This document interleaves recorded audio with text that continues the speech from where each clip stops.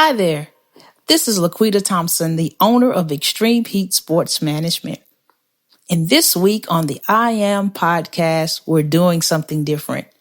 We have a special guest who will be sharing historical moments in sports. That's right. We're going back in history, sports history, and you don't want to miss it. Tune in each week to hear great moments of athletes that we've heard of right here on the I Am podcast with a very special guest, a celebrity right out of the city of Houston, Texas. Hope you enjoy it. Part 1 starts now. Enjoy. I am legendary.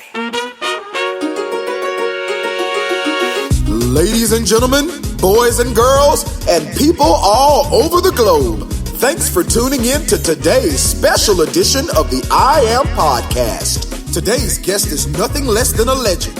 He's a triple threat, a superstar activist, an award-winning journalist, and a sportscaster like none this town has ever seen. Ladies and gentlemen, if you were to list the 50 most influential athletes of the past 50 years, today's guest will have interviewed just about all of them. Hailing from the University of Houston by way of the Ebony Worthing Coats, we're gonna bring up the boss lady, Laquita Thompson, so she can introduce you to the Hall of Famer, Ralph Cooper!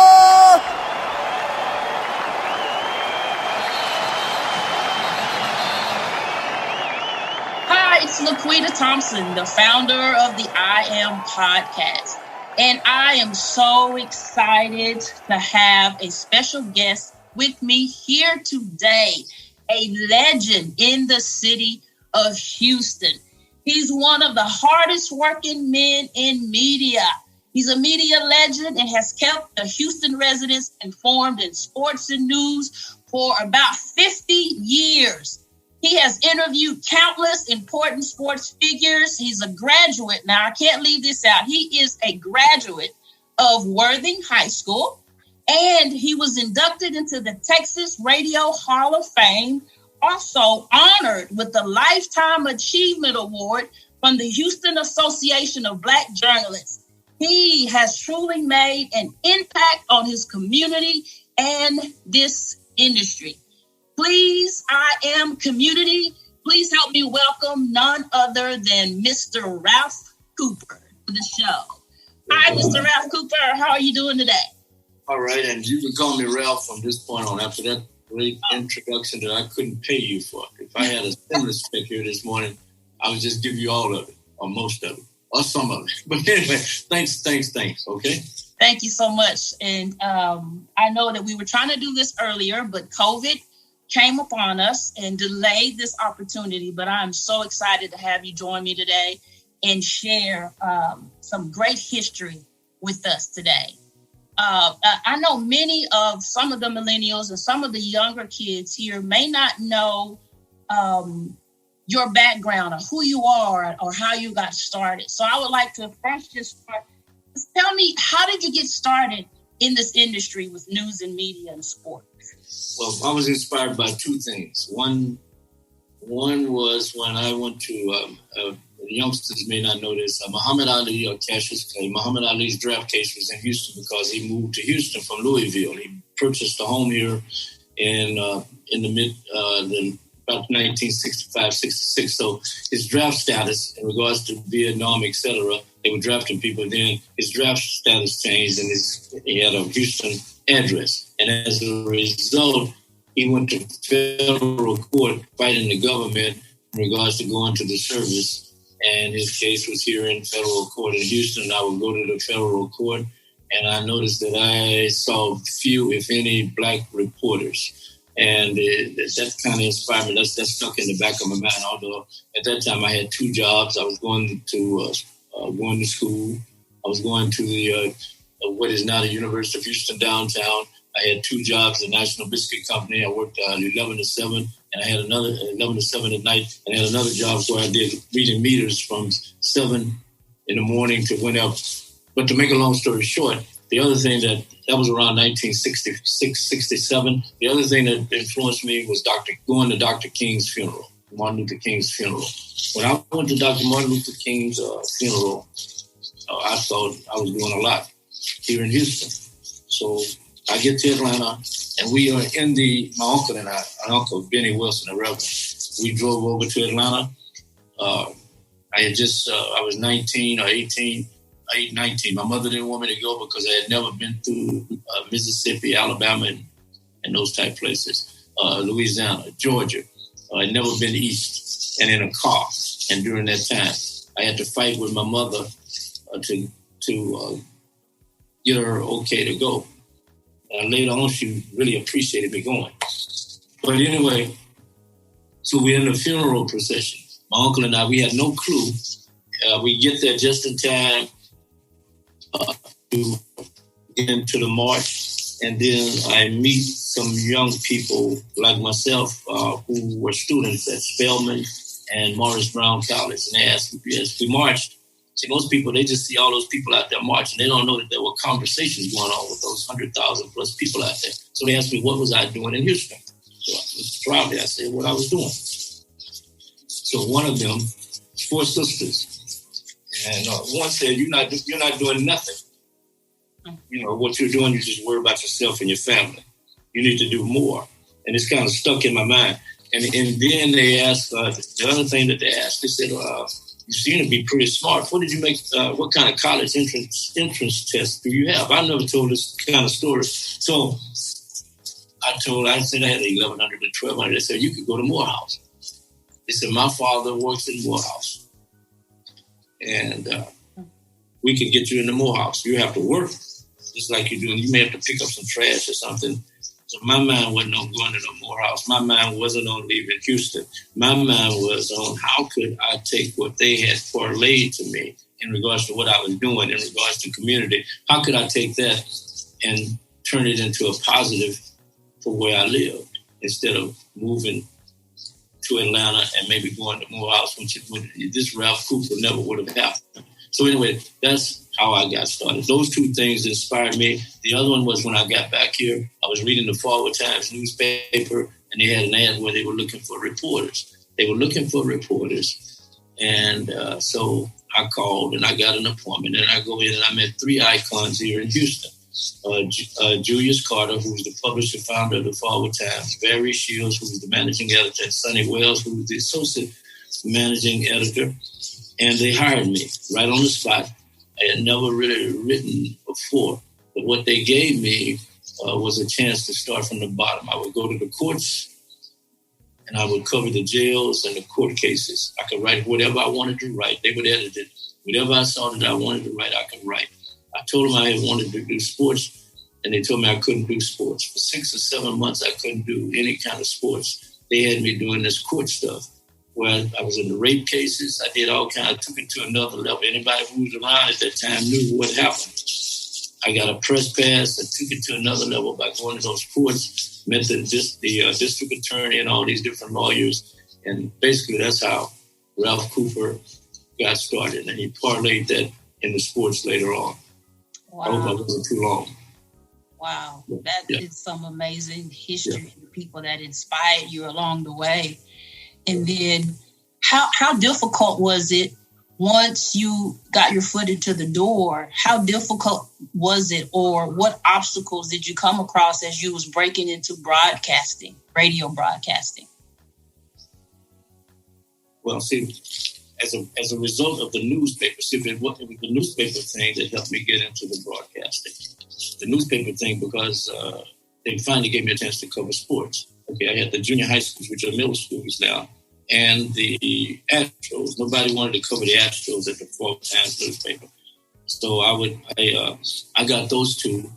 And as a result, many of the young people who may see this, I interviewed their grandfathers or their grandmothers, their uncles, their aunts at that particular time who were coming up in the middle school. It gave me a chance to tone my skills up, and by interviewing people. And as a result, the baseball thing came, going to the baseball games. I learned that I could interview the greats of the game at that time.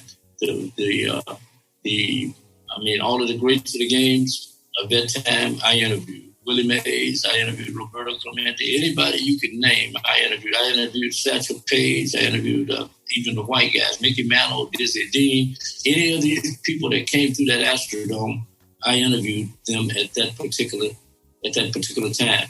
And the thing about it was I realized something else when I first started. Most of the people tried to write the stuff down. And maybe I was ahead of my time. That's why I appreciate what you young people are doing now with social media. I started watching. I said, now, if I got a tape recorder and tape these people, they would probably feel more comfortable with me trying to write it down and being black at that. I'm doing something black people had kind of never done before. And then I'm trying to write it down and compete with these white guys. And I competed with them, but they inspired me because I saw what they were doing and how good they were.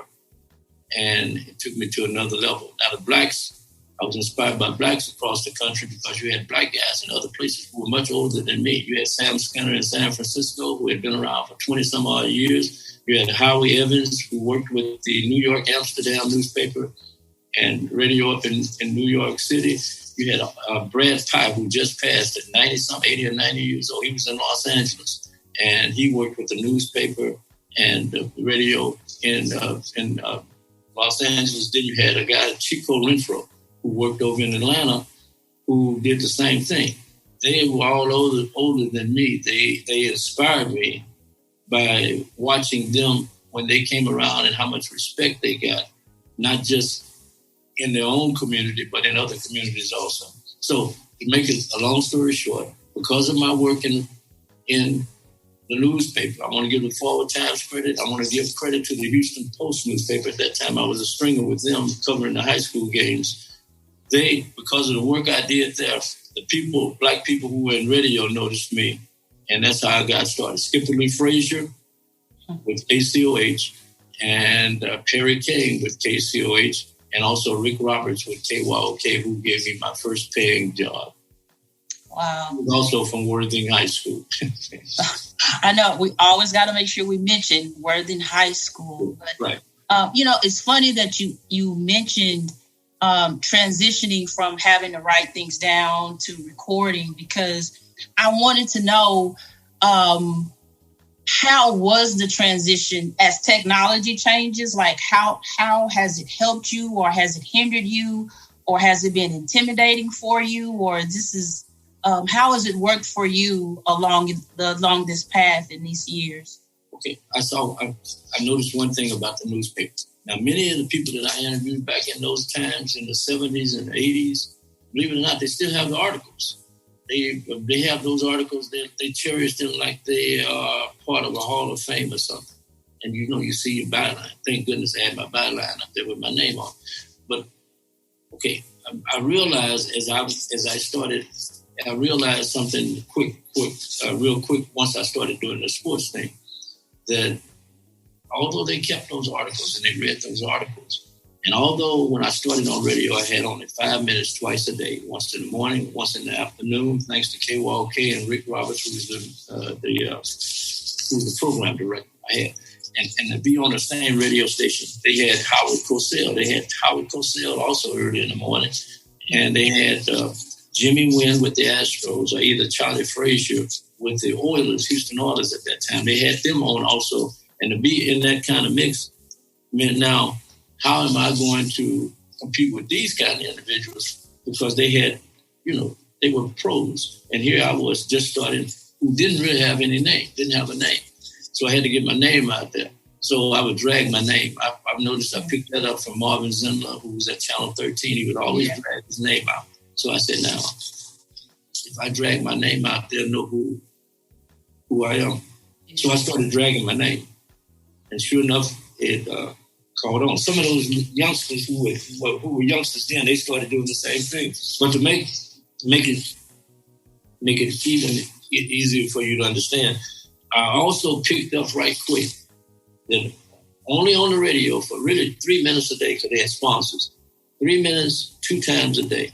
if I said the right thing in those 3 minutes, people were going to be impacted by them all day. So I picked the right cuts, right pieces of interviews from coaches, and then I would make predictions. I know I was going to be wrong, but I knew that they would remember the prediction. Mm-hmm. So that's basically, and sure enough, it caught on where you had people, they were hoping you were right in some cases, but many were hoping you were wrong because they didn't want to get beat. So that's what happened, basically. And in the Black community here in Houston, they had never had that before.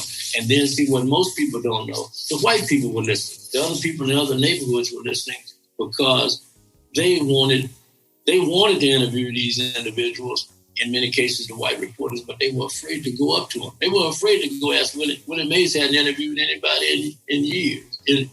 And they were afraid to go ask them for an interview. But hey, I came from a neighborhood where I had been around some of the greatest student athletes of all time, greatest thugs and behind kickers, I can't use another word, of all time. So what was this? And been whipped and beaten on and abused in a positive way by great coaches who molded you into to being a man. And how was I going to be afraid to walk up to these individuals and ask for an interview when all they could do was say yes or no? Jesse Owens, yes.